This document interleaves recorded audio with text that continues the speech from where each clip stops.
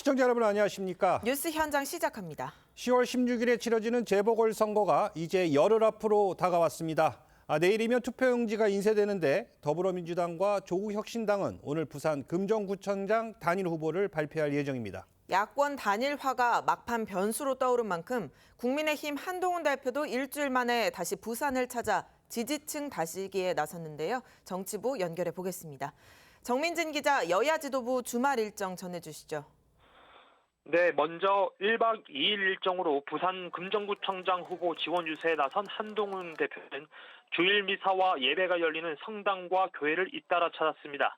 한 대표는 야권 단일화에 중앙의 정쟁을 끌어들인다며 정치적 야합이라고 비판했는데요.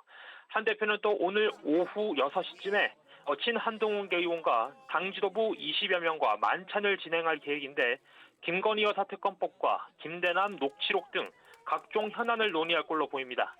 더불어민주당 이재명 대표는 오늘은 별도의 공식 일정 없이 재판을 준비하고 있는 것으로 전해졌습니다.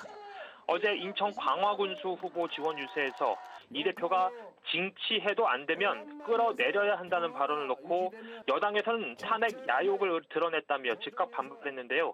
김민석 최고위원은 대의민주주의 일반론을 얘기했을 뿐이라고 반박하기도 했습니다. 호남에서 월세살이를 하며 일찌감치 선거전에 뛰어든 조국혁신당 조국 대표는 영광에서 집중 유세를 이어갔습니다. 민주당과 조국혁신당은 오늘 오후 부산 금정구청장 단일 후보를 확정합니다. 생방송 토론회 이후 이틀 동안 여론조사를 거쳤는데요. 결과는 오늘 오후 5시에 발표됩니다. 정치부에서 TV조선 정민진입니다. 이번 달 16일 열리는 재보궐선거는 여야 대표의 리더십이 걸린 만큼 여야 지도부가 총력전을 펼치고 있습니다. 내일부터 시작될 국정감사는 김건희 여사 의혹과 이재명 대표 사법 리스크가 격돌할 것으로 전망되는데요. 정치권 쟁점들 전문가분들과 하나씩 짚어보도록 하겠습니다. 네, 이현종 문화일보 논설위원, 송영훈 국민의힘 대변인, 김진욱 전 민주당 대변인, 성치훈 민주당 정책위 부의장 나오셨습니다. 안녕하세요. 안녕하십니까? 첫 번째 주제 보겠습니다. 재보궐선거 분위기가 달아오르면서 여야 대표들의 날선 공방이 오가고 있습니다. 직접 한번 들어보시죠. 선거를 기다릴 정도가 못 될 만큼 심각하다. 그러면 도중이라도 끌어내리는 것, 이게 바로 민주주의고 이게 바로 대의정치 아니겠습니까, 여러분? 정신을 못 차리고 있으니 이번에 2차 정권 심판을 확실하게 해주셔야 합니다. 중앙정치의 문제, 더불어민주당과 이재명 대표의 막 나가는 행태를 마구 비판할 수도 있습니다. 그렇지만 지금 이 선거는 그런 선거가 아닙니다. 바로 여기 모이신 여러분의 현재와 미래의 삶을 결정하는 선거입니다. 우리는 그 얘기만 하겠습니다. 자, 들으신 것처럼 인천 강화군을 찾은 이재명 대표, 이를 못하면 도중에라도 끌어내려야 한다라고 얘기를 했습니다. 그러자 국민의힘에서는 대통령을 향한 탄핵 가능성을 공개적으로 시사했다, 이렇게 보고 있는데 어떻게 판단하십니까? 네, 이번 선거가 4개 기초단체장 선거인데 규모는 작지만 의미는 굉장히 커져버린 그런 선거가 된 것 같습니다. 그러니까 이재명 대표가 지금 끌어내려야 된다라는 자극적인 표현을 쓴 것은 아무래도 이번 선거를 정권 심판의 어떤 그런 프레임으로 가져가려는 것 같아요.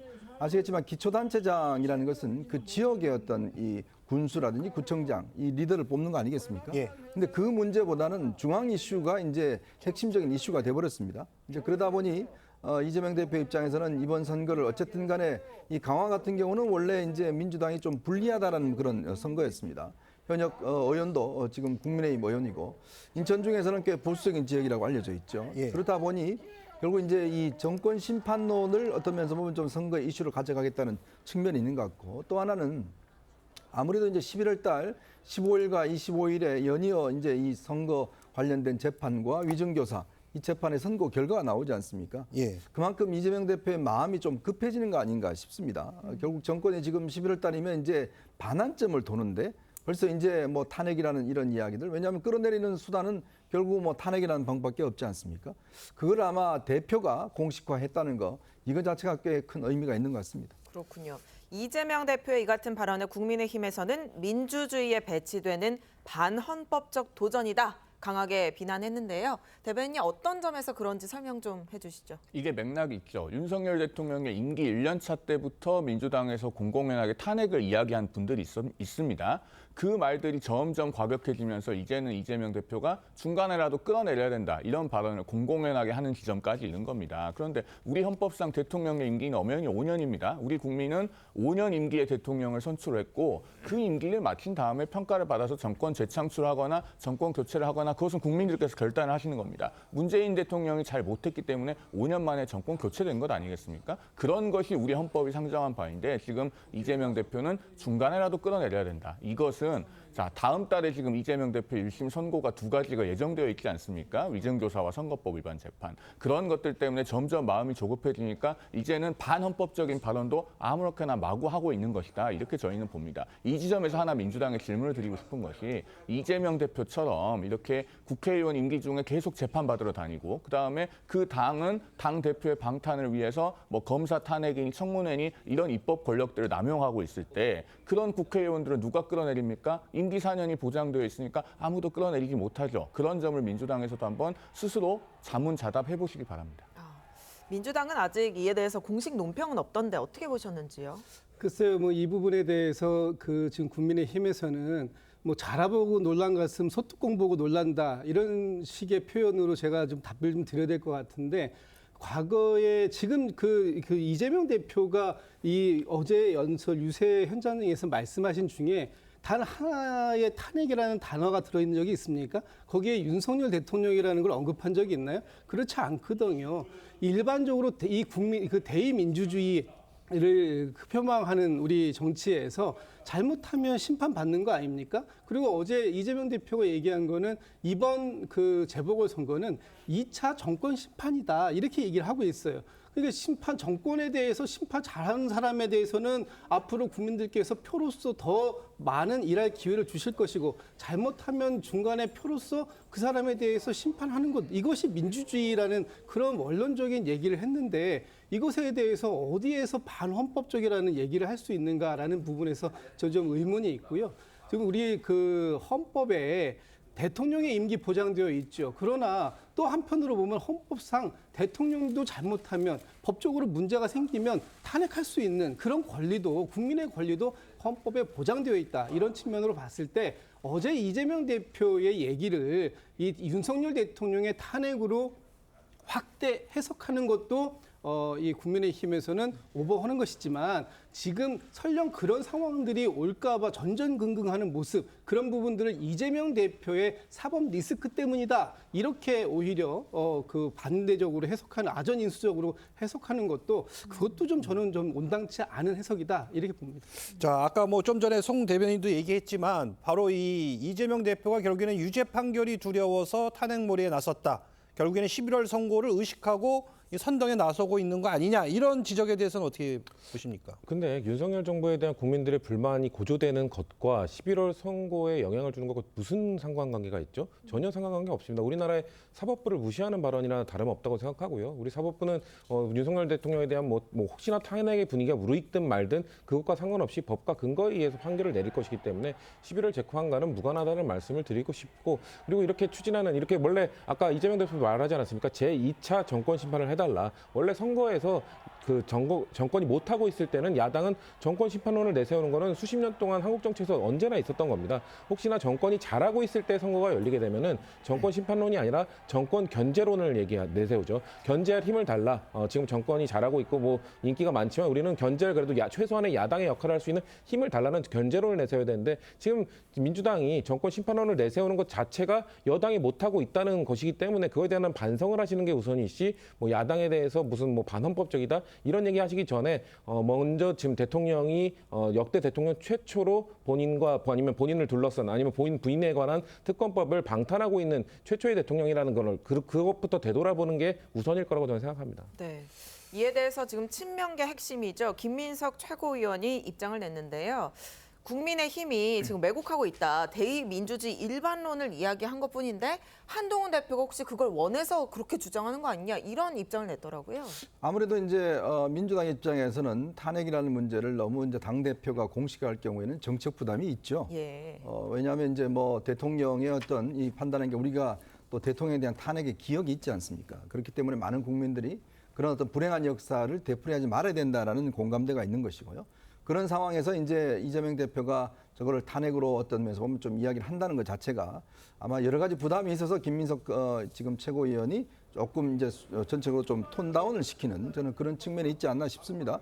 어쨌든 이제 문제는 야당은 뭐 이 선거에서 정권 심판을 이야기할 수밖에 없습니다. 야당이라는 게 뭐 선거라는 게 당연히 그걸 표현하는 것인데 문제는 이제 국민들이 이 문제에 대해서 얼마나 공감하고 있느냐에 대한 문제겠죠. 선거라는 게 결국은 이제 국민들이 표로서 어떤 면에서 어느 쪽을 선택을 하는 문제 아니겠습니까? 그렇기 때문에 저는 여당도 정말 왜 저런 이야기들이 자꾸 나오고 저런 이야기들이 사실상 먹힐 수 있는지 이 부분에 대한 좀 판단과 또 반성이 저는 있어야 될 거라고 봅니다. 국민들 입장에서 정말 현 정부에 대한 비판을 많이 하고 있지만 그러나 그 비판에 대해서 그런 정말 우리도 비판하고 잘하겠다라는 그런 답이 오고 있지 않아요. 그런 문제에 대한 국민적 분노가 자칫 이게 높아질 수가 있습니다. 그래서 저는 이번 재보궐선거가 여당에게 꽤 불리한 구도라고 저는 생각이 드는데 그렇다면 얼마나 여당과 정부가 이 선거에서 국민들에게 정말 반성하는 모습을 보여주느냐 오히려 저는 거기에 여당의 어떤 방향이 초점이 맞춰야 되지 않을까 싶습니다. 알겠습니다. 자, 이 재보궐선거 관련해서 좀 이야기도 한번 나눠보도록 하겠습니다. 자, 부산 금정구청장 후보에 대한 야권 단일화 토론을 마친 민주당과 조국혁신당이 오늘 저녁에 이제 후보를 발표합니다. 자, 결과는 어떻게 전망하시고 또 어떤 의미가 있다고 보십니까? 지금 이제 부산 금정에서의 기초단체장 선거가 이렇게까지 주목을 받았던 적은 없었던 것 같아요. 그런데 이번에 굉장히 중요한 것이 이제 그 4개의 선거구 중에 부산에서 지난 4월 총선에서 저희가 민주당 입장에서 보면 부산에서는 18석 중에 한 석밖에 못 가져온 그런 굉장히 좀 어려웠던 지역입니다. 그런 지역에서 이번에 지금 나오고 있는 여론조사 결과들을 보면 저희 단일화를 한다고 한다면 야권 단일화가 된다면 상당히 초박빙의 승부를 펼칠 수 있는 그런 의미가 있는 지역으로 지금 대두가 됐다. 그런 면에서 봤을 때 오늘 오후 5시에 여론조사 결과가 나와서 최종적인 후보 단일화가 이제 결정될 것 같은데요. 어느 쪽이 될지는 아직은 잘 모르겠습니다. 어제 그 토론회 이후에 어제 오늘 이틀 동안 조사한 여론조사 결과를 가지고 이제 결정이 될 텐데 저희 민주당 쪽에서는 뭐 민주당의 김경지 후보가 좀 단일 후보 쪽으로 단일화가 되는 것을 좀 기대하고 있습니다만 결과는 이따 보면 될 것 같고요. 이 부분에서 가장 중요한 핵심이 이런 것 같습니다. 부산에서 보수의 아성 지역이라고 하는 부산에서 만약에 이번 재보궐선거에서 민주당이나 야권 단일 후보가 승리하게 된다면 아마도 그 지금의 윤석열 정부에 대해서 굉장히 큰 정권 심판론이 한 번 더 불었다라는 의미도 있을 것이고 또 한동훈 대표가 지금 1박 2일 동안 내려가 있다라는 것 자체가 이미 이 지역의 승부가 상당히 박빙 승부로 펼쳐지고 있는 지역인데 여기에서 만약에 야권 단일 후보가 승리하게 된다면 한동훈 대표의 리더십에도 상당히 좀 충격을 줄 수 있는 그런 상황이 아닐까 싶습니다. 네, 오후 5시에 발표가 됩니다. 그런데 이 선거가 비단 부산의 선거 하나만뿐 아니라 어느 당의 후보로 확정되느냐, 민주당이냐, 조국혁신당이냐가 야권 내 누가 주도권을 쥐느냐 여기에도 영향을 미칠 수 있을 것 같은데요. 뭐 주도권이 바뀔 것 같지는 않고요. 혹시나 조국혁신당에 좋은 결과가 있다 하더라도 예. 주도권을 바꾸기에는 지금 의석 차이가 뭐 좀 많이 큽니다. 그렇기 때문에 사실 이번 단일화 과정에서도 민주당이 좀 주도적 목소리를 냈던 이유는 거대 의석을 갖고 있고 혹시나 조국혁신당 후보가 되더라도 민주당이 이런 그 수십 년간 쌓여온 조직력이 동원되지 않으면 도움을 받지 못하면 되게 힘들기 때문에 그런 차원에서 민주당이 좀 주도적으로 그 단일화를 좀 이끌었던 것도 있기 때문에요. 다만 그런 건 있을 것 같습니다. 만약에 민주당은 저희는 지금 뭐 민주당 김경지 후보가 이길 것으로 예상을 하고 있으나 의외의 결과가 나올 경우 앞으로 뭔가 조국혁신당이 지금까지 사실 총선 이후에 총선에 의외의 선전을 거둔 이후로 사실상 생각보다 목소리를 못 냈다는 평가도 여야도 많았거든요. 하지만 그걸 좀 반전할 수 있는 그런 계기가 조국혁신당 차원에서는 좀 이루어지지 않을까. 하지만 야권 전체의 구도에는 그렇게 큰 영향을 주지 않을 것이라고 보고 있습니다. 알겠습니다. 지금 뭐 말씀하신 것처럼 야권 후보 단일화로 이 재보궐선거의 판도가 흔들릴 수 있다 이런 좀 전망이 나오고 있는데 국민의힘 쪽에서 봤을 때 구도 지금 어떻게 보고 계십니까? 저는 부산 금정구청장 선거는 크게 그렇게 달라질 것이 없다고 봅니다. 국민의힘 입장에서는 단일화가 되든 되지 않든 처음부터 끝까지 낮은 자세로 겸손하게 유권자들의 선택을 구하는 그 전략에는 달라질 것이 없다고 보고요. 크게 세 가지 점에서 영향이 제한적일 것으로 봅니다. 첫 번째로 이 부산 금정구청장 선거는 국민의힘 소속 구청장에게 주책 사유가 있어서 발생한 선거가 아니고 구청장이 사망해서 발생한 선거입니다. 그다음에 두 번째로 아무래도 당세의 차이 때문에 민주당 후보가 단일 후보가 될 가능성이 높다고 보여지는데 그 김경길 후보는 2020년에 원래 총선 공천을 받았었습니다. 그런데 매우 이례적으로 공천이 됐다가 후보가 교체됐거든요. 모종의 사유로 민주당 지도부가 그렇게 판단을 해서 국제신문 사장 출신 후보로 교체가 된 적이 있습니다. 그런데 민주당이 원래 그렇게 후보 교체를 잘 하지 않아요.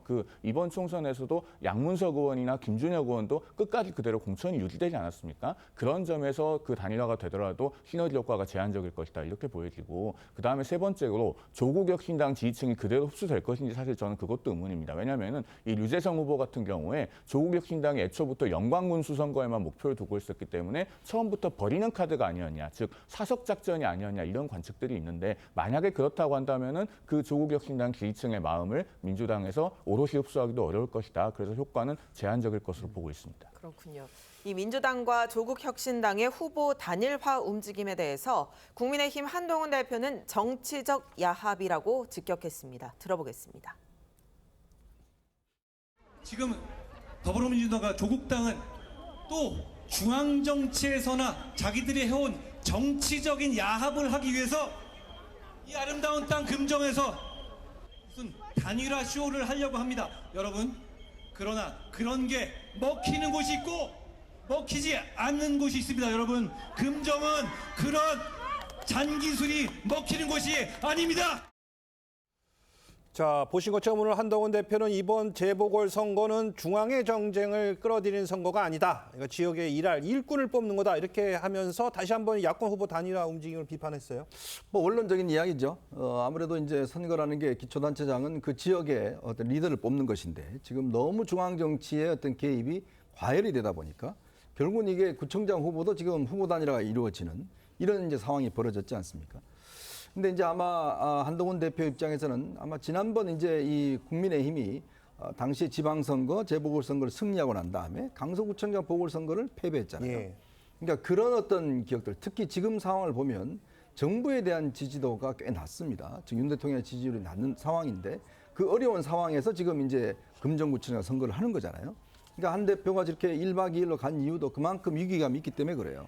왜냐하면 지금 후보 단일화가 되지 않으면 그나마 조금 유리한 면이 있을 텐데 단일화가 되면 이제 1대1 대결이 되지 않습니까? 예. 그러면 국민의힘도 안심할 수 있는 상황이 아닙니다.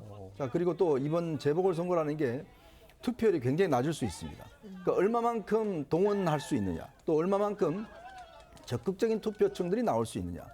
근데 문제는 뭐냐면 지금 여권 지지자 입장에서는 정말 적극적으로 나가서 이 정부를 뭔가 어떤 면에서 보면 좀 보호하고 해야 될 필요성을 제기해주고 있는가에 대한 문제일 거예요.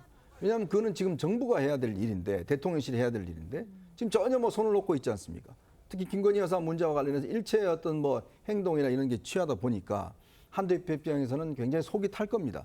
뭔가 선거라는 게 그런 국민적 전체 이슈가 좌우되는 문제인데 대표가 가서 열심히 지금 뭐 선거운동을 하고 있지만 그러나 뭐 대통령실은 그냥 수수방관하고 있고 또 끝나고 나면 뭐 대표 만약에 선거가 진다 그러면 또 대표 당신 책임이야. 뭐 이렇게 할 수 있는 지금 분위기도 있다는 것 같고 그런 면에서는 결국 이제 유권자들에게 이 선거가 한편으로는 이 지역에 대한 또 선거이기도 하지만 또 한편으로는 현재 한동훈 체제를 유지하기 위한 또 하나의 어떤 정책 의미도 있는 게 아니냐. 이런 부분들을 아마 강조할 가능성이 높아 보입니다. 알겠습니다. 다음 주제로 가보도록 하겠습니다. 22대 국회 첫 국정감사가 하루 앞으로 다가오면서 여야 간 팽팽한 긴장감이 고조되고 있습니다. 여야 관련 발언부터 들어보시죠. 민주당은 이번 국감을 끝장 국감으로 만들겠습니다. 특히 김건희 국정농단 의혹에 대해선 운영위, 법사위, 행안위, 국토위, 국방위 등에서 전방위적 압박 국감을 진행하겠습니다. 이번 국정감사는 야당은 아마 정쟁 이슈를 집중적으로 제기할 것으로 예상됩니다. 하지만 우리는 책임 있는 집권 여당으로서 민생 국감을 지향을 하면서 집중적으로 각종 민생 관련 이슈를 점검하고. 자, 들으신 것처럼 민주당 박찬대 원내대표는 끝장 국감을 만들겠다 이렇게 얘기를 했고요. 추경호 원내대표는 민생 국감을 지향하겠다 이렇게 얘기했는데 일단 어떻게 들으셨습니까? 대변인. 일단 그 국정감사라고 하는 것은요, 말 그대로 국정, 그러니까 정부가 어떻게 그 국정을 운영했는지, 특히 행정부가 그 사무를 제대로 했는지를 입법부가 감사하는 것 아니겠습니까? 그런데 지금 박찬대 원내대표가 뭐 끝장 국감 운운하는 것들은 사실은 이 국감을 또다시 정쟁화하겠다는 의도가 대단히 다분해 보입니다. 특히 이제 뭐 김건희 여사 관련돼서 증인을 굉장히 집중적으로 채택을 했다고 하는데, 자, 정치를 볼 때 우리가 그 프레임 안에 들어와 있지 않은 것들을 유심히 볼 필요가 있습니다. 국민의힘에서 이번에 법사위에 39명가량의 증인을 신청했는데 채택이 안 됐거든요. 그중에 누가 있냐? 권순일 전 대법관이 있습니다. 이번에 그 국회 법사위 청문회에서 그 이화영 씨가 본인의 변호인과 접견할 당시에 녹취록이 공개가 됐지 않습니까? 거기에서 무죄 재판 거래라고 하는 단어가 등장을 하는데, 그 권순일 전 대법관은 지금 국회 법사위에서 증인으로 채택도 안 해주고, 또 민주당은 과거에 한 번 특검법 발의를 했다가 폐기가 됐던 대장동 50억 클럽 특검법 같은 것은 두 번 다시 발의를 하지 않아요. 그러면서 특정한 사안에만 이렇게 매몰이 돼서 국감을 정쟁화하려고 하는데, 그러거나 말거나 관계없이 국민의힘은 그 민생에 집중하는 국감을 하겠다, 그런 말씀을 드립니다. 네. 자, 하지만 뭐 이번 국감은 정쟁 국감이 될 가능성이 크다 이렇게 예상들 하고 있는데 어떻게 보십니까? 뭐 정쟁 국감일지는 모르겠습니다. 뭐 그건 국민들께서 평가하시는 거죠. 지금 좀 전에 저기 송영훈 대변인께서 말씀 잘 주셨어요. 그 야당이 그 지난 1년 동안에 행정부가 어떻게 나라 살림을 챙겨왔는가 하는 부분들을 감시하는 것이, 그런 것이 국감 아니겠습니까? 그 국감 현장에서 얘기를 하는데, 김건희 여사와 관련된 부분들이 정쟁이냐? 그렇지 않습니다. 예를 들면은 지금 김건희 여사가 지금 살고 계시는 곳이 어디입니까? 관저 아니겠습니까? 윤석열 대통령하고 같이 살고 계시죠. 예. 관저로 이전하는 과정 속에서 나왔던 많은 문제 제기들이 있었습니다. 그 부분에 대해서 감사원에서 일전에 감사 발표를 했죠. 그런데 그 감사원의 감사 발표가 상당히 소극적이었고 문제가 많다 하는 부분에 대해서 이번 국정감사에서 문제 제기를 하는 거예요. 그러다 보니까 당연히 김건희 여사 문제가 다시 한번 거론이 될 수밖에 없는 것입니다. 좀 전에 추경호 원내대표께서 이렇게 말씀하셨죠. 이번 국민의힘의 국정감사는 민생 국감일 것이다. 민생 국감을 지향한다. 이재명 대표를 공격하는 것이 민생입니까?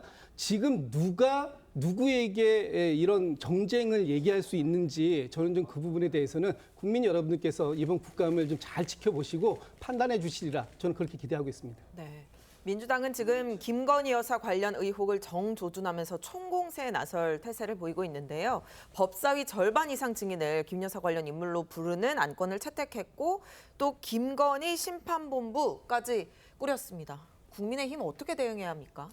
우리가 동네 축구할 때 보면요, 공 하나가 던져지면 전부 다 거기로 몰려가요. 그 나머지는 뻥 뚫립니다. 그러니까 지금 저는 민주당이 하고 있는 게 동네 축구하고 있다고 봐요. 지금 왜냐하면 이 상임위 같은 데서도 김건희 여사 관련된 문제 제기 그 질문 안 하면 굉장히 혼난다고 그래요. 왜 다른 거 질문하냐고. 그러니까 그건 뭐냐면, 이렇게 모두가 다 거기에 매달려 버리면, 이제 지금 이번에 저는 중요하다고 보는 게, 결국 국민들이 민주당이 수권 능력이 있느냐 없느냐를 판단하는 계기 아니겠습니까? 그리고 이거를 김건희 여사를 공격한다고 정부를 공격하는 게 아니라, 실제 다양한 어떤 정부의 일이나 이런 것들을 지적하고 함으로 인해서 실제 그것이 더 효과가 있는 것인데, 오히려 지금 모두가 다 그냥 무조건 김건희 여사 공격, 이렇게 되다 보면 전부 다 몰려가서 자칫 자중질환이 일어날 수 있어요. 거기다가 뭐 말 실수나 그다음에 팩트의 실수나 이런 게 나와버리면 오히려 더 패착을 이룰 가능성이 높거든요. 그러면 전 상임위에서 지금 보니까 굉장히 경쟁적으로, 지금 뭐 예를 들어서 법사위 같은 경우는 정책내 위원장이 뭐 거의 선봉에 서서 지금 자신의 업적 과실을 위해서 그렇게 하는 것 같고, 다른 상임위도 마찬가지고. 근데 그러다 보면 국민들의 피로감이 굉장히 높아집니다. 자, 그렇기 때문에 저는 지금 이 민주당이 가지고 있는 이 국감 전략 자체가 오히려 자칫하면 자책골이 될 수가 있다. 한쪽으로 상당히 몰려가다 보면 반대해서 골을 먹을 수가 있는 거예요. 그리고 또 국민의힘 같은 경우도 오히려 민생국감 한다고 정부를 보호해 줄 것이 아니라 더 정부를 정확하게 지적하고 문제 지적한다 그러면 오히려 그게 국민들의 눈에는 더 여당다워지는 그런 측면이 있는 거거든요. 그렇기 때문에 저는 민주당이 저렇게 말로 무조건 전부 다 전원 공격하다가는 뒷공간이 다 빌 수가 있습니다. 알겠습니다. 자, 그런가 하면 또 일각에서는 국민의힘은 11월 위기설이 제기되는 이재명 대표의 사법 리스크를 집중 공략할 것으로 그렇게 전망하고 있는데 민주당에 대해서 이에 대한 대책은 어떻게 마련하고 계십니까? 글쎄요, 그렇게 나온다고 국민들이 뭐 새롭게 느끼실 게 있을까요? 이재명 대표의 사법 리스크는 전혀 새로운 게 아니고요. 그리고 이제 이미 사법부의 시간으로 넘어갔습니다. 그리고 11월에 15일, 25일 두 건의 재판 같은 경우는 이미 검찰의 손을 떠나서 결심 공판도 끝났고 이제 법원의 손에 맡겨진 상태 아닙니까? 이런 상황에서 이 재판과 관련된 뭔가 이야기들을 국정감사에서 한다? 사법부에 대한 압력으로 작용할 수도 있는 것이고요. 그렇기 때문에 매우 부적절한 것이라는 말씀을 드리고 그 민주당에서 김건희 여사와 관련된 얘기에 집중한다고 해서 굳이 맞불 성격으로 이재명 대표에 대한 이야기를 꺼낸다? 국민들이 보시기에 매우 궁색해 보일 거라고 생각합니다. 왜냐하면 김건희 여사와 관련돼서는 전방위적으로 모든 상임위에서 건드릴 수밖에 없는 것이 의혹들이 너무 많아요. 도이치모터스 주가 조작 의혹부터 해서 아까 말씀하신 뭐 관사 이전 의혹, 공천 개입 의혹, 양평 고속도로 의혹 모든 상임위에서 건드리지 못할 정도로 너무 많은 의혹들을 김건희 여사가 이렇게 제공을 했는데 이거에 대해서 사실 제가 아까 말씀드린 것처럼 사법부로 넘어가지 못하는 뭔가 계속 방탄에 의해서 사법부로 넘어가지 못하고 법원의 심판을 받지 못하는 이런 상황에 처해 있기 때문에 민주당에서는 그렇기 때문에 정쟁을 하기 위한 정쟁이 아니라 김건희 여사에 대한 의혹이 너무 많기 때문에 하는 건데 굳이 이거에 맞불 성격으로 이재명 대표에 대한 그거를 굳이 국감에서 꺼낸다? 저는 오히려 민심의 역풍을 맞을 거라고 생각합니다. 네. 민주당은 이르면 다음 달 초쯤 세 번째 김건희 여사 특검법을 발의한다는 계획입니다. 국민의힘은 단일 대우 유지에는 문제가 없다는 입장을 보이고 있는데요. 여야 목소리 들어보겠습니다. 전반적으로는 우리 당의 단일 대우 유지에는 큰 문제 없다 이렇게 생각하고 여전히 우리 국민의힘 의원들이 현재 더 강하게 결속하고 있고 앞으로도 그 대열에는 전혀 변화 걱정이 없다 이렇게 생각합니다. 김건희 여사 관련한 의혹의 진상을 밝히기 위해 상설 특검도 특검법과 동시에 추진하겠습니다. 민심을 거역하면서 수사를 방해하는 것은 국민의 분노만 키우고 결국 정권의 몰락으로 이어질 게 명약관화합니다. 네, 박찬대 원내대표가 오늘 오전 기자회견에서 상설특검법도 동시에 추진하겠다라고 했는데 이럴 경우에 대통령 거부권 행사를 못한다면서요? 일단 상설특검이라고 하는 것은 우리나라의 특별검사의 임명에 관한 법률이라는 게 있습니다. 그 제도에 따라서 국회가 국회 결의로 상설특검 도입 대상으로 하면은 그것은 국회 결의이기 때문에 대통령의 제2요건 행사 대상은 아닙니다. 그런데 민주당이 만약에 이 상설특검을 하려고 하면은 현재 있는 특별검사 임명 등에 관한 법률과 그 하위 규칙인 국회 규칙대로 정말로 중립적인 특검이 추천되도록 하는 것인지 모르겠는데 민주당에서는 지난번에도 이 상설특검 얘기가 나왔을 때 국회 규칙을 뜯어 고치겠다고 했어요. 지금은 그 상설특검법에 보면은 7명으로 특별검사 추천위원회가 구성이 됩니다. 여야 2명씩 그리고 3명은 법원행정처장, 대한변협회장, 법무부 차관이 들어오게 되어 있어요. 그런데 지금 민주당에서는 그 국회 규칙을 고쳐서 그 여당은 특검 후보 추천위원회에 못 들어오게 하겠다는 얘기가 공공연하게 나왔거든요. 그러면은 기존의 제2요구돼서 부결되고 폐기됐던 그 특검 법안들과 마찬가지로 야당이 특검 후보를 정해서 결국에는 답정너식 특검을 하겠다는 것을 연장선상에 있다고 보입니다. 만약에 그런 방향으로 상설특검 제도를 또 악용을 하고 변형을 시킨다면 그것은 그것대로 또 국민들께서 판단하실 거라고 생각합니다. 알겠습니다. 그리고 민주당은 또 기존 법안에 담았던 이 공천 개입 의혹과 관련한 내용을 정당법 위반으로 바꿔서 적용하겠다 이런 계획이라고 하는데 이건 어떤 의도가 담겨져 있는 겁니까? 왜냐하면 이제 정당의 어떤 공천 과정에 어떤 제3자가 개입할 경우에 뭐 여러 가지 또 이게 뭐 대통령도 개입할 수 없는 부분이고요. 명확한 규정이 되어 있습니다. 근데 저는 이제 지금 민주당이 자꾸 더 센 특검 이야기를 하잖아요. 근데 이번에 정부나 그다음에 여당이 이거를 거부한 이유가 뭐냐면 굉장히 위헌적이라는 거잖아요. 왜냐하면 특검의 선정 자체가 민주당과 조국혁신당이 사실상 특검을 임명할 수 있도록 돼 있어요. 근데 예전 특검을 보면 그렇지는 않습니다. 즉 어떤 여러 가지 아까 이야기했던 뭐 대법원이나 그다음에 변협이라든지 이런 데서 구성을 해서 추천을 하면 대통령이 이제 선임하도록 돼 있어요. 근데 오히려 민주당이 제가 거듭 말씀드리지만 정말 특검을 통과시킬 수 있다면 그렇게 국민들 누구나 봐도 좀 합리적인 특검, 그다음에 어떤 수사의 어떤 특검이란 그렇지 않습니까? 아주 수사 범위를 좁혀야 됩니다. 특검이라는 게 수사를 무한정 넓혀버리면 그 검찰이 특검입니까? 아니거든요. 특별은 특별한 검사, 즉 어떤 특정 사건에 대해서만 집중해서 하는 게 특검이잖아요.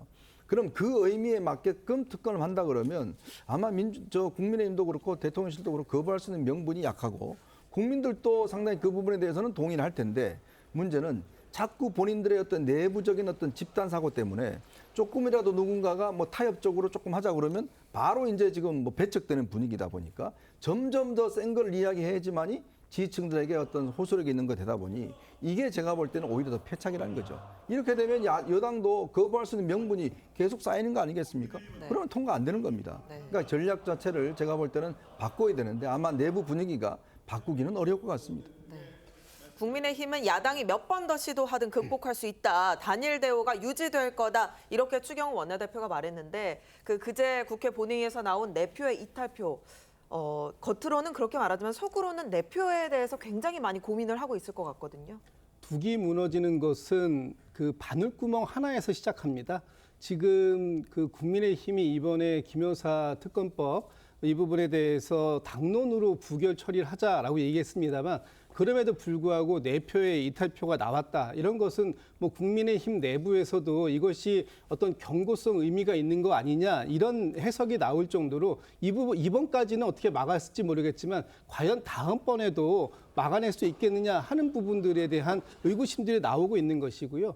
지금 이제 가장 그 국민의힘에서 경계하는 부분이 김여사 특검법 또는 최혜병 특검법이 이것이 탄핵의 어떤 단초가 되지 않겠는가. 그래서 공멸의 길로 가는 것이 아니겠는가 하는 부분 때문에 그 반대표를 던질 수밖에 없는 그런 상황인데 이 부분에 있어서 김건희 여사의 특검법만 놓고 얘기해봐도 이것이 김건희 여사에게는 어떤 그 불리한 측면이 있을 수 있지만 윤석열 대통령과 아무 관계가 없는 사안이다라고 선이 그어진다면 굳이 김건희 여사에 대한 특검법을 반대해야 할 이유가 지금처럼 이렇게 강력하게 있을까라는 측면에서 봤을 때 과거 역대 대통령들도 본인의 가족들에 대한 부분에 있어서 특검을 수용한 부분이 비록 그 가족에게 어떤 불리한 측면이 있다 하더라도 그것을 통해서 대통령직을 잃는 그런 상황이 오지 않을 거라는 확신이 있기 때문에 그런 것들을 수용했다 이렇게 봐야 될 것 같고요.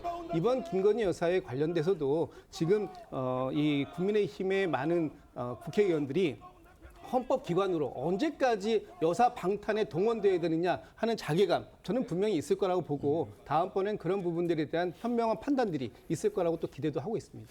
알겠습니다. 오늘 한동훈 대표는 부산에서 재보궐선거 지원 유세를 마치고 서울로 올라와 친한계 의원들과 만찬 회동을 합니다.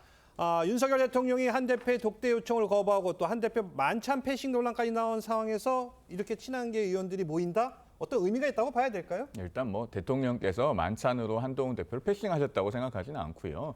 당 대표가 소속 국회의원들을 만나는데 뭐 어떤 특별한 이유가 있어야 되겠습니까? 오랜만에 그 많은 의원들을 만나시면서 포괄적으로 어떤 전국 현안에 대한 의견도 교환하고 또 경청하고 하는 자리가 될 것으로 생각합니다. 이것과 관련해서 어떤 무슨 뭐 소위 말하는 친한계의 세력화라든가 혹은 뭐 그 밖에 어떤 다른 정치적 의미를 과도하게 부여하는 분들이 계시는데 그냥 그 수많은 만찬 중에 하나다 이렇게 이해해 주시는 것이 적절할 것 같습니다.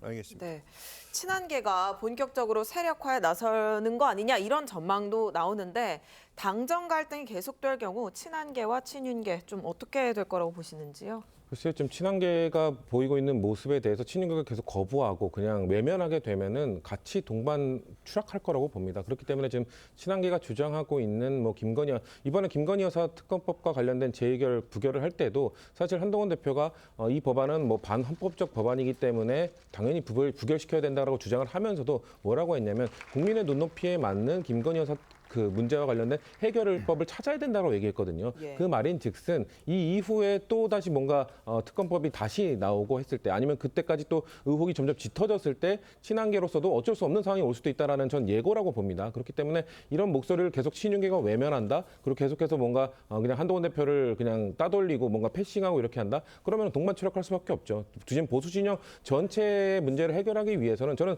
그 크게 보면 대한민국 전체의 문제라고 생각하는데요. 그 문제 해결의 시작점은 김건희 여사 문제를 어떻게 해결할 것인가 국민들이 생각하시기에 의혹을 그 해결됐다고 느끼실 때까지 어떻게 이거를 방법론을 찾을 것인가가 가장 최우선 과제이기 때문에 그건 보수 진영에서 풀어야죠. 근데 친한계 친윤계 갈등만 하다가 이 문제를 못 푼다? 그럼 동반 침략, 동반 하락할 거라고 봅니다. 알겠습니다. 자, 그런데 오늘 윤석열 대통령이 아세안 관련 정상회의 참석을 위해 출국을 했습니다. 자, 한동훈 대표가 환송 행사에는 불참했습니다. 보궐선거 지원을 위해 부산에 있어 불참했다고는 하지만 지난번 출국 때는 한 대표가 이 환송 행사에 참석을 했었잖아요. 뭐 어떤 정치적 의미가 있다고 봐야 될까요? 글쎄 뭐 대통령 나가시는데 꼭 매번 이렇게 당 대표가 나가야 되는 건 저는 별로 그렇게 적절하지는 않다고 봅니다. 더군다나 뭐 일이 없을 때는 모르겠지만 지금 중요한 선거가 있지 않습니까? 선거 운동을 제쳐두고 이 순방하는데 인사 가러 간다? 오히려 그게 이상한 거 아닌가요?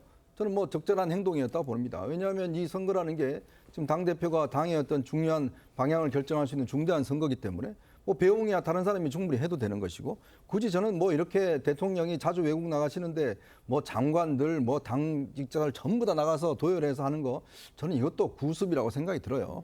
이제는 좀 더 비즈니스적으로 간편한 행사를 하는 게 옳지 않는가 그런 생각이 듭니다. 알겠습니다. 다음 주제로 가보도록 하겠습니다. 문재인 전 대통령의 딸 다혜 씨가 음주운전을 하다 경찰에 적발됐습니다. 5일 오전 2시 50분쯤 이태원에서 교통사고가 났고 음주운전이 의심된다는 신고가 접수가 된 겁니다. 일단 개요를 간략하게 설명해 주시죠. 그렇습니다. 어제 새벽 2시 50분경이죠. 그 용산구에 있는 그 해밀턴 호텔 부근에서 이제 그 문다혜 씨가 운전하는 캐스퍼 승용차하고 그 택시 간의 접촉 사고가 발생을 했는데 알고 보니 문다혜 씨가 당시 혈중 알코올 농도 무려 0.14%. 그러니까 면허 취소에 해당하는 굉장히 높은 수치 아니겠습니까? 그런 음주운전을 해서 이 사고가 발생했다는 겁니다. 그래서 아마도 이제 문다혜 씨는 관련된 조사를 받고 또 도로교통법상 음주운전 그리고 뭐 위험운전 치상 이런 부분까지 아마 검토가 될 것 같고요. 이 차량 자체는 과거에 이제 문재인 대통령이 그 대통령 시절 구입한 차량 아니겠습니까? 네. 광주의 그 광주 글로벌 모터스라고 이른바 광주형 일자리에 의해서 생산된 그 차량을 구매를 했는데 그것을 지금 올해 4월에 문다혜 씨가 물려받아서 타고 있다고 해요. 그러면은 문다혜 씨가 과거에 이제 그 생활비도 지원을 받고 그다음에 또 집도 바꿔가면서 살고 그다음에 또 이제 지금 말씀드린 것처럼 차량도 물려받고 태국에서 돌아온 뒤에는 뭐 관저에서 더부살이도 하고 이런 것들이 점점 이른바 경제 공동체에 부합하는 요인들이 하나 더 나온 것이 아닌가 이런 관측도 제기되고 있는 상황입니다. 알겠습니다. 과거 문재인 전 대통령은 음주운전은 삶을 무너뜨리는 행위라면서 일침을 가하기도 했었습니다. 직접 들어보시죠. 음주운전 사고는 실수가 아니라 살인 행위가 되기도 하고 다른 사람의 삶을 완전히 무너뜨리는 행위가 되기도 합니다. 이제는 음주운전을 실수로 인식하는 문화를 끝내야 할 때입니다. 초범이라 할지라도 처벌을 강화하고 사후 교육 시간을 늘리는 등 재범 방지를 위한 대책을 더욱 강화해 주기 바랍니다. 네, 당시 저 발언이 나왔던 배경을 짚어보면 2018년이었는데요. 휴가 나온 장병이 음주운전 차량에 치여서 뇌사 상태에 빠지는 큰 사고가 있었습니다. 지금 다시 들으니까 그래도 딸 다혜 씨 음주운전과 연관을 안 지어볼 수가 없을 것 같습니다. 그렇습니다. 지금 그 당시에 2018년도에 문 전 대통령께서 저 발언을 하게 된 그 배경을 보면 그 휴가를 나온 장병이 음주운전 차에서 차량에 치여서 뇌사 상태에 빠진 상황이 있었고 그 부분에 대해서 국민청원이 이제 그 친구에 의해서 들어와 있었던 상황이었고 그거를 갖다가 문 전 대통령께서 당시에 이제 10월 달이었는데요. 청와대에서 열린 수석 보좌관 회의에서 방금 전에 저런 말씀을 주셨던 겁니다. 그러니까 지금 저 말씀이 있지 않더라 하더라도 지금 우리 사회에서 요즘에도 계속해서 음주에 의한 각종 사건 사고들이 많고 특히 이 사망에 이르게까지 되는 그런 사고들이 많이 발생했지 않습니까? 그런 상황들이 생겼을 때 결국은 국민들께서 그 걱정할 수밖에 없는 상황이고요. 지금 이 상황은 어떤 상황 누가 어떻게 얘기를 했다 하더라도 제가 볼 때는 분명히 문다혜 씨가 매우 잘못한 일이다. 그리고 결국은 본인의 잘못에 의해서 결국 과거 대통령이셨던 아버지의 이 발언까지 이렇게 소환되게 만들었던 것에 대해서는 뭐 문다혜 씨가 뭐 입이 10개라도 지금은 할 말이 없는 그런 상황일 것 같습니다. 알겠습니다. 국민의힘에서는 이 거짓과 위선은 다 드러나게 돼 있다. 이렇게 또 비판이 이어지고 있습니다. 뭐 비판은 겸허하게 수용을 해야죠. 뭐 이건 변명의 여지가 없습니다. 아까 우리가 앞서 다뤘던 그 군 장병, 그래서 이른바 윤창호법이라고 하죠. 그 윤창호법을 통해서 두 번의 법 개정을 통해서 처벌 조항도 강화하고 처벌 기준, 그러니까 알코올 농도는 혈중량 알코올 농도를 0.05%에서 0.03%가 낮추는 그런 현실적인 변화도 있었고요. 그리고 정치권에서의 변화도 있었기 때문이죠. 그러니까 왜냐하면 정치권에서는 사실 지금까지도 음주운전 경력에 대해서 상당히 좀 너그러운 편입니다. 지금 양당 모두 뭐 15년 동안 2회, 3회 뭐 이 정도의 조건을 갖고 있는데요. 근데 그럼에도 불구하고 윤창호법 시행 이후에는 단 1회라도 바로 그 공천 탈락 사유가 되는 그 정도로 정치권에서도 강하게 이제 음주운전에 대해서는 변명의 여지 없이 비판을 하고 있습니다. 그렇기 때문에 지금 국민의힘이 뭐 다혜 씨의 음주운전에 대해서 비판하는 부분에 대해서 저는 뭐 우리 당 뭐 의원들이건 아니면 지도부건 아니면 지지층이건 이거에 대해서는 변명의 여지 없이 겸허히 수용하면서 반성하는 모습을 보여야 된다고 생각합니다. 자, 지금 뭐 얘기를 해주셔서 그런데 지금 그 재밌는 게 이 다혜 씨 음주운전에 대해서 이 문 전 대통령 지지자들 사이에서는 검찰이 괴롭혀서 그런 것이다라고 얘기를 하고 있고, 반면에 이 이재명 대표 지지자들은 이 검찰에 시달리면서도 굳건한 이재명 대표를 봐라 이러면서 또 다혜 씨를 겨냥하고 있거든요. 이 지지층들의 반응은 어떻게 봐야 될까요? 참 모든 것들을 자꾸 이제 자신들의 어떤 유리한 측면을 가지고 이제 해석을 하려고 하는 것 같아요. 근데 이거는 이제 아마 뭐 이유야 어떻든 간에 사람들이라는 게 뭐 다 아마 고민이 있고 어려움이 있겠죠. 그렇지만 그렇다고 해서 음주운전을 하지는 않습니다. 자, 문다혜 씨가 뭐 최근에 여러 가지 관련된 지금 조사를 받고 있고 검찰의 수사를 받는 상황이라는 걸 뭐 다 국민들이 알고 계실 테니까요. 뭐 그렇다고 해서 이게 음주운전을 하라는 건 아니거든요. 그러니까 그거는 별개의 문제인 것이고, 특히 이제 새벽 한 2시 뭐 30분요. 거의 뭐 새벽 3시 가까이 이렇게 음주를 했다는 것 자체. 네. 저는 그 자체부터가도 그렇고 본인이 지금 뭔가 수사를 받고 있고 이게 지금 자신의 부모에게도 영향을 미치고 있다 그러면 당연히 전직 대통령의 어떤 자녀로서 좀 더 어떤 이 상황을 좀 조심해야 될 텐데 그럼에도 불구하고 이런 행태를 했다는 거. 더군다나 음주운전은요, 저는 습관이라고 봅니다. 이게요, 우리가 음주운전은 진짜 음주를 하면 절대 이 핸들을 잡지 않는 거는 이거는 정말 몸에 배인 습관이거든요. 근데 또 보면 음주를 하면 꼭 핸들을 잡는 분들이 있어요. 네. 그러니까 무의식적이든 무의식이 않든 간에 이제 그런 것들이 과연 우리가 수신제가라고 그러지 않습니까? 문 대통령이 저렇게 대중적으로 국민들에게 강조했는데 과연 자신의 자녀들에게 과연 이런 문제에 대한 어느 정도 각인을 했는 것인지 뭐 그것도 한번 되돌아봐야 될 문제 아닌가 싶습니다. 네. 혈중 알코올 농도 0.14% 면허 취소 수준이었습니다. 경찰이 다혜 씨를 입건해서 조사 중인데 앞으로 경찰 조사와 추후 절차 어떻게 진행됩니까? 알려지기로는 문다혜 씨가 내일쯤 조사를 받을 거라고 지금 언론에 보도가 되고 있습니다. 일단 문다혜 씨에게 적용될 수 있는 죄명은 도로교통법상 음주운전, 그리고 이 피해자라고 하는 택시기사가 경상을 입었다고 하니까 어쨌든 상해가 있는 것 아니겠습니까? 그렇다면은 이제 음주의 영향으로 정상적인 운전을 할 수 없는 상태에서 사고를 일으켰기 때문에 위험운전 치상죄 이 두 가지가 검토될 수 있을 것 같습니다. 뭐 문다혜 씨가 도주를 하거나 한 것은 아니고 어쨌든 음주 측정이 됐기 때문에 사건의 조사 자체는 감명할 것으로 보이고 아마 조속한 시일 내에 이것은 기소가 되지 않을까 그렇게 예상해 봅니다. 그리고 당연히 운전면허는 취소 처분을 받을 것이고요. 네. 알겠습니다. 다혜 씨는 전 남편 서모 씨의 특혜 채용 의혹으로 검찰 조사를 앞둔 상태인데 이번 음주운전 사건으로 특혜 채용 검찰 조사 뭐 약간의 차질이 빚을 수도 있겠습니다.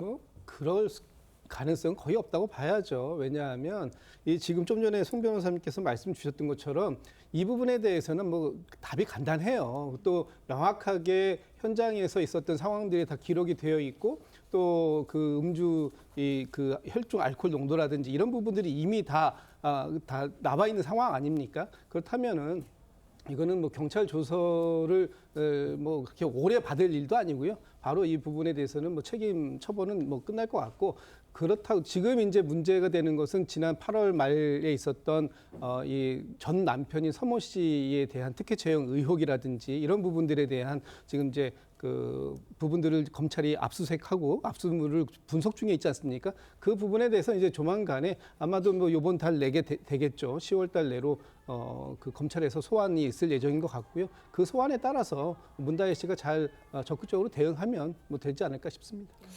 알겠습니다. 지금까지 정치권 쟁점 짚어봤습니다. 감사합니다. 감사합니다.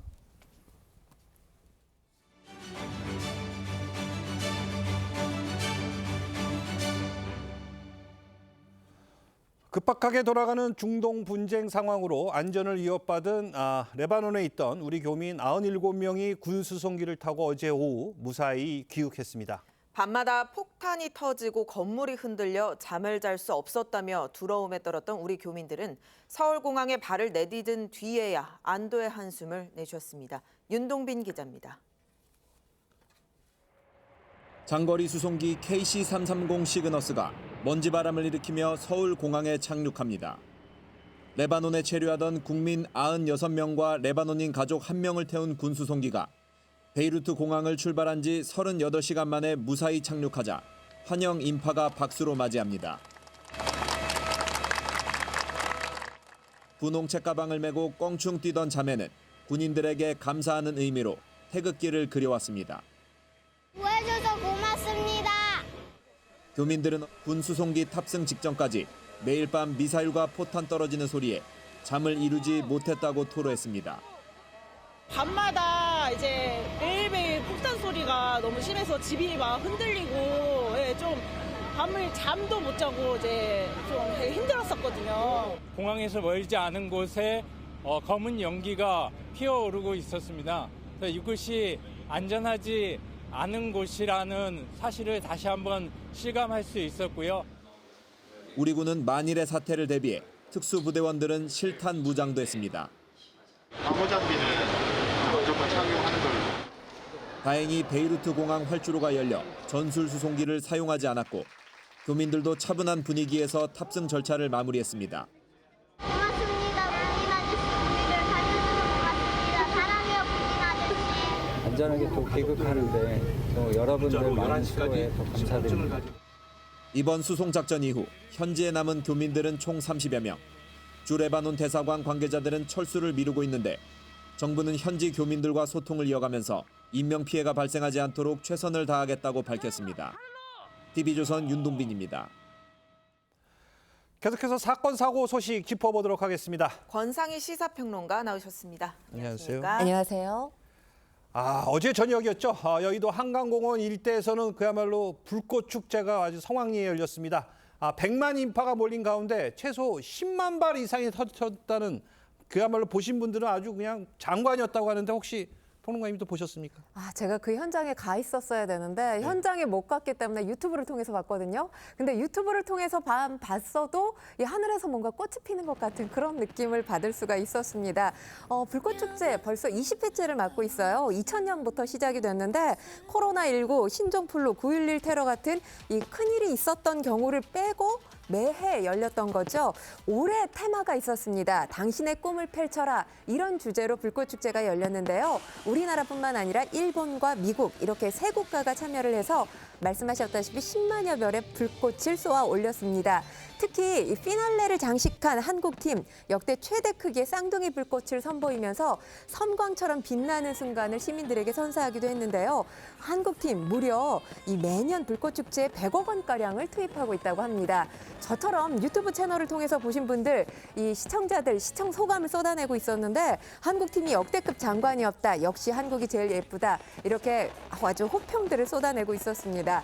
이 불꽃축제를 즐기러 지방 각지에서 서울을 찾은 분들 적지 않았다고 들었고요. 또 외국인 관람객들도 이 현장에 많이 참여했다는 후문도 들리고 있습니다. 그렇군요. 불꽃놀이 명당을 잡기 위해서 시민들이 새벽부터 정말 전국에서 몰려들었는데요. 정말 다행인 건 큰 사고가 없었다는 겁니다. 네, 그렇습니다. 그러니까 주최 측 추산 107만여 명이 이 현장을 찾았다고 합니다.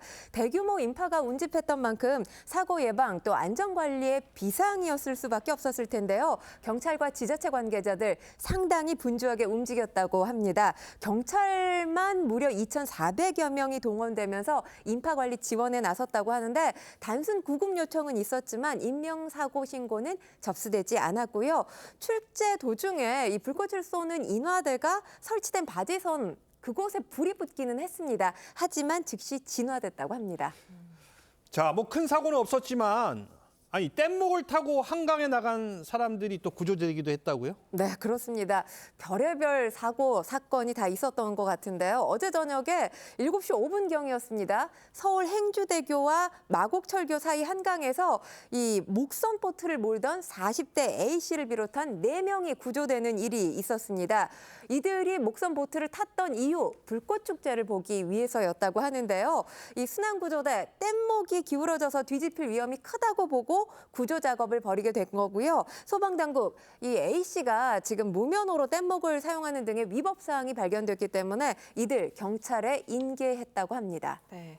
올해 달라진 점은 일부 좌석들이 유료화됐다는 건데요. 16만 원이 넘는 금액이던데 네. 이용해본 분들 소감 어땠을까요? 그러니까 유료 좌석이 2,500석이었고요. 한 좌석당 정확하게 16만 5천 원에 판매가 됐고 또 안표까지 등장을 했습니다. 16만 5천 원이라는 가격이 보통 굉장히 인기 많은 가수의 콘서트 가격과 거의 맞먹는 그런 가격입니다. 이에 대해서 지금 갑론을박이 벌어지고 있는데 일단 많이 기다릴 필요가 없었기 때문에 즐겁게 관람했다. 이런 시민들이 있습니다. 하지만 반면에 시야가 가려지는 곳에 앉은 분들도 계셨던 것 같아요. 일부의 수변 관람석에 앉아있던 분들, 높은 나무로 인해서 시야가 가려지면서 불꽃축제를 제대로 관람할 수 없었다. 이런 의견을 또 내놓고 있습니다. 그러니까 이 2,500석에 앉아 있었던 시민들의 대체적인 의견은 미리 자리를 맡으러 오지 않아도 되는 장점이 있었지만 내년에 만약에 이 가격에 또 판매가 된다면 구입을 할지는 의문이다라고 말씀드릴 수 있겠습니다.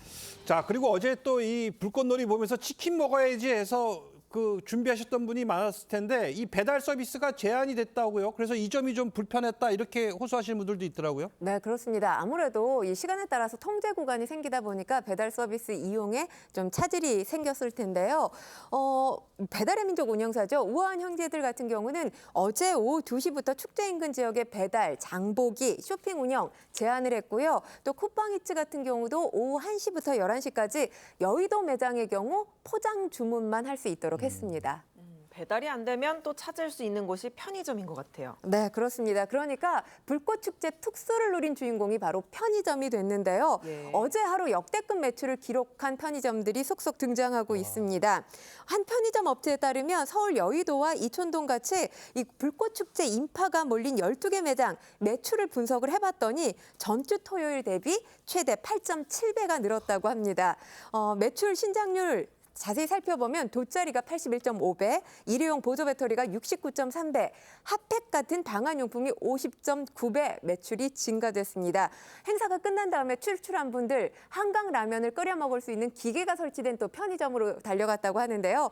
그래서 이분들 때문에 이 기계가 설치된 편의점들 매출이 또 굉장히 크게 늘었다고 합니다.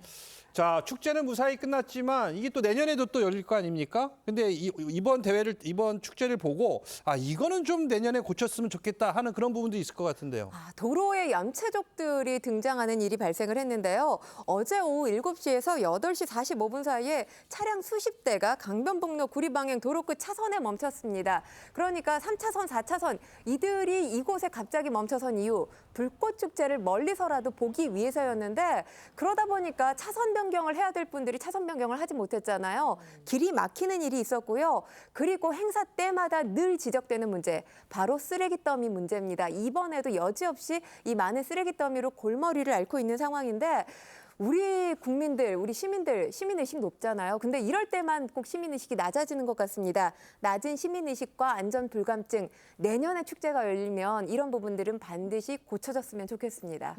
알겠습니다. 계속해서 다음 소식도 살펴보도록 하겠습니다.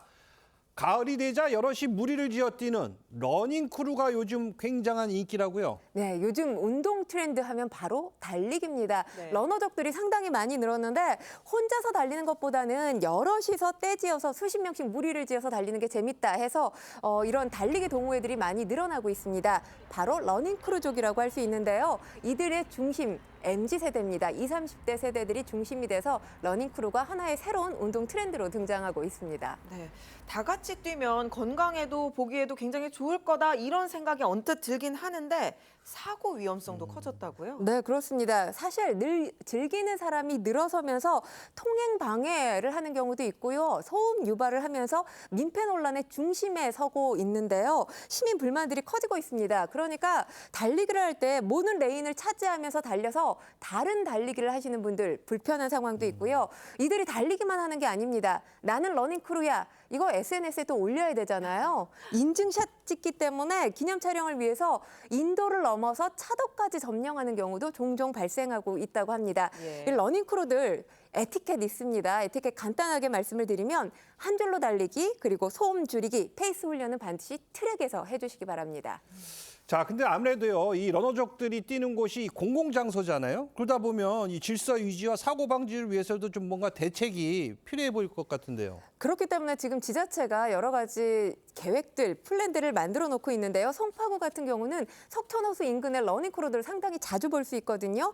3인 이상 무리지어 달리기 자제라는 현수막이 걸려 있고요. 또 경기 화성시 동탄호수공원 내에는 러닝크루 출입 자제 이렇게 또 권고를 하고 있는 상황입니다. 그런데 문제인 건 이런 게 다 권고 수준이기 때문에 강압성이 없습니다. 그러다 보니까 시민 불편을 줄이는 데는 여전히 한계가 있다라고 볼 수 있는데 조례나 체육진흥법에 이들을 제재할 만한 확실한 근거까지는 아직 마련돼 있지 않은 걸로 알고 있는데 제재에 앞서서 뭐 역시나 성숙한 시민의식이 좀 뒷받침돼야 되지 않을까 이런 생각을 해봅니다. 네. 달리기 하면 유일한 장비가 사실 운동화인데요. 그렇죠. 이 러닝화 성능에 따라서 줄을 세운 계급도도 등장했다고요? 네, 재밌습니다. 이런 또 러닝화의 계급도까지 생겼는데요. 월드클래스, 국가대표, 지역대표, 동네대표, 이 마실용동으로 직관적으로 구성한 이 계급도가 있습니다. 온라인 한 커뮤니티와 또 이 유명한 러닝 인플루언서가 만든 계급도인데 지금 사실 러닝화 시장이 굉장히 커지고 있습니다. 국내 운동화 시장 규모가 2019년만 하더라도 3조 1천억 원대를 조금 넘어섰거든요. 그런데 지난해 4조 원까지 늘어선 상황입니다.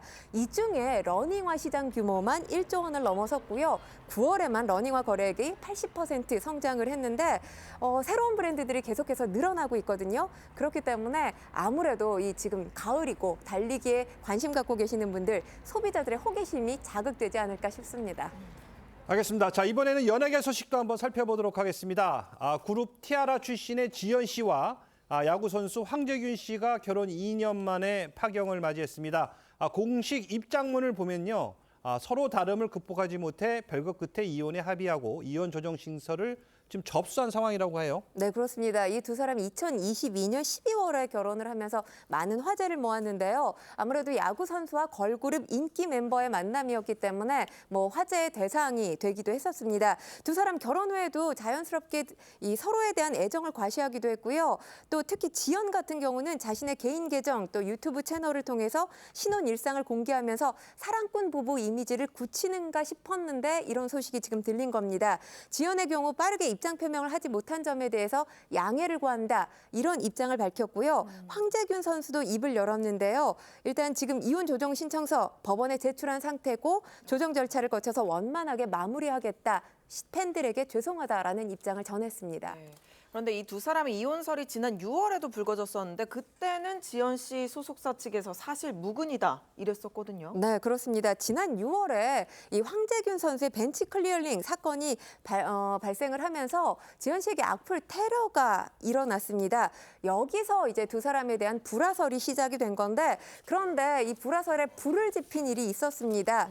이 한 중계진이 야구 중계를 하면서 두 사람이 이혼했다는 사실을 들었다. 황재균 선수가 현재 야구에 집중할 수 없는 상태다. 근데 이게 야구 중계 내용이 아니라 사담이 라이브 방송을 통해서 일파만파 퍼지게 된 겁니다. 사실 이 외에도 이 황재균 선수가 새벽 늦게까지 술집에서 남녀 지인들과 함께 술자리를 갖는 모습이 포착이 되면서 이 두 사람 정말 이혼하는 거 아니냐. 대중들 사이에서는 이혼설이 굉장히 파다하게 퍼져 있었던 상황인데 결국 이혼설이 설이 아닌 사실이 된 겁니다. 알겠습니다. 오늘 말씀 감사드리고요. 권상희 평론가님과는 여기서 인사 나누겠습니다. 감사합니다. 오늘은 하늘빛이 흐립니다. 서해상에서 비구름이 다가오면서 현재 서해안과 남해안에 비가 내리고 있는데요. 앞으로 제주에 최대 40mm, 남부지방에 5에서 20mm, 충청 남부에 5mm 미만의 비가 조금 내리겠습니다. 중부 내륙으로도 빗방울이 떨어질 수 있겠습니다. 오늘은 구름이 볕을 가리면서 기온이 낮겠는데요. 서울과 대전이 21도, 대구와 울산 23도로 어제보다 기온이 1도에서 4도 정도 떨어지겠습니다. 영남 해안과 제주 해안을 중심으로는 높은 너울이 밀려오겠습니다. 화요일에는 동해안과 제주에, 수요일에는 강원 영동과 제주에 비가 내리겠습니다. 날씨였습니다. 10월 6일 일요일 TV조선 뉴스 현장은 여기까지입니다. 함께해 주신 여러분 고맙습니다.